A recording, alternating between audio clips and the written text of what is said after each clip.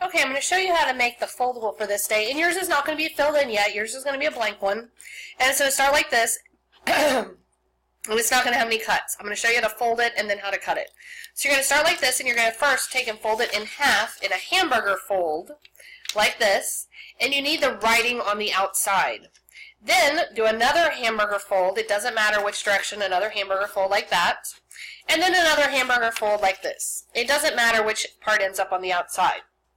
If it's important to you that your corners all end up at the same place when you're done with your book, you want to make sure that you're making sure your corners are lined up each time you go.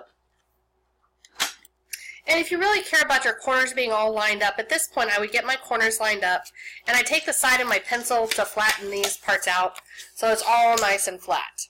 Then you want to open it back up until you get to this point.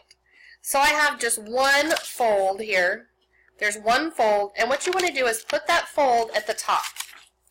You want to put that fold at the top so you have it folded in half, and the fold's at the top. See, I have this at the bottom.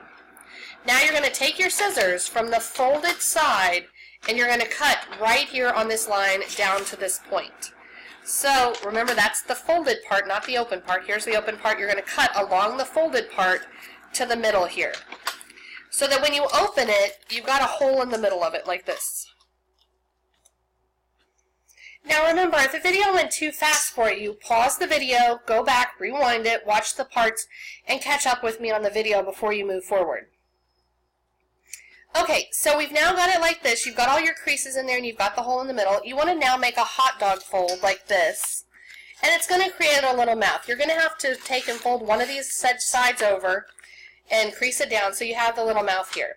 Now this is the part I think is kind of fun, is you're going to take the mouth and you start like this and you push the mouth open, open, open, and you push it all the way over like that. Then you lay it down. You'll have to line your corners up again and flatten it out. Again, I suggest flattening it out with the side of your pencil to get it nice and flat. Now you need to find the side that says angles formed by intersecting lines, because this is the front of our book. And you need to fold it so that that's the front and the back is blank. Okay? Now, on this line, put your name, that's my name. Put your name here, and then I'm going to go through. You should pause the video and copy down what's on each page. Okay, I just zoomed in for you. Complementary angles, we've already talked about. They have a sum of 90 degrees. 90 degrees is like this. We indicate 90 with the little square in the corner because that's a right angle. And I know if this is a straight line and this is 90 degrees, that this side over here also has to be 90 degrees. And if I told you this was X and this was Y, we would know those two, X and Y, add up to 90. You'll notice that very often they put a degrees sign on it when it's talking about the whole angle here. Don't let that confuse you. It's just saying that X happens to be this whole angle here. And they do that sometimes in problems. Similarly, supplementary we know is 180. 180 is any time it makes a straight line like this. So this is 180, so we know X and Y equals 180. Remember, pause the video so you have time to copy this down. Okay. Angle addition postulate. This is just like the segment addition postulate. The angles must be adjacent to each other in order for this to apply. So I've drawn in some angles here that are adjacent to each other. I know they're adjacent because they have a ray that's in common and they have the same vertex there. So X and Y are adjacent.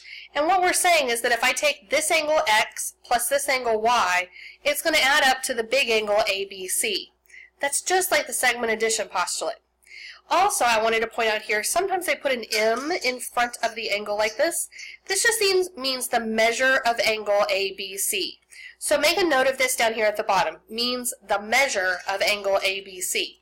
That M doesn't mean multiply times M. That's not a variable. That's just indicating that we're talking about the measure of the angle versus the shape of the angle up here. So this is looking for a number that we're going to return, like 17 degrees. Vertical angles are the first one really that's new on here, and vertical angles are the ones that are across from each other. They're the ones that make kind of V's. I always tell people that it's the ones that look like V's. There's a V and here's an upside down V, or these are V's pointing at each other like that. And so 1 and 3, the ones I have shaded in red, are vertical angles with each other, and 2 and 4 are vertical angles with each other. We also know that vertical angles are congruent to each other. So angle 1 and 3 are congruent, and remember we've talked about this sign means congruent, and angles 2 and 4 are congruent.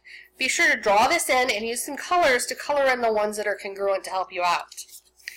And then finally we have angle bisectors. Just like the midpoint was the middle of a line, then an angle bisector is going to cut an angle into 2 equal parts. So BD bisects angle ABD. And that's how they'll say it. This ray bisects this angle. So I've drawn it out here. BD is intersecting ABC. And I can show that these 2 parts are the same like this by drawing an arc with a little line there and a little line here. It shows because I have one line here and one here, those 2 happen to be the same measure. I haven't said what they are, I just know they're the same. So one problem is where they give me x and y, like maybe an equation for each one, and then I'd know that those 2 are congruent to each other. Or I could write an equation where whatever this one is equal to this one. We're going to practice with these on the notes in just a minute. We're just kind of getting our notes down here in our little book first. The other kind of problem we have here is if I'm given the big angle and I'm given one of the angles inside here. So in that case, I know the big angle and I know this angle. Well, if angle ABD, this small one where I have the x, is x, if I know that one, this one also has to be x down here. That means if I know that one, then this one, DBC, is also x. So I can write an equation of x plus this one was also x equals the big one. Okay, get that copy down and then have this handy when we start to do the notes.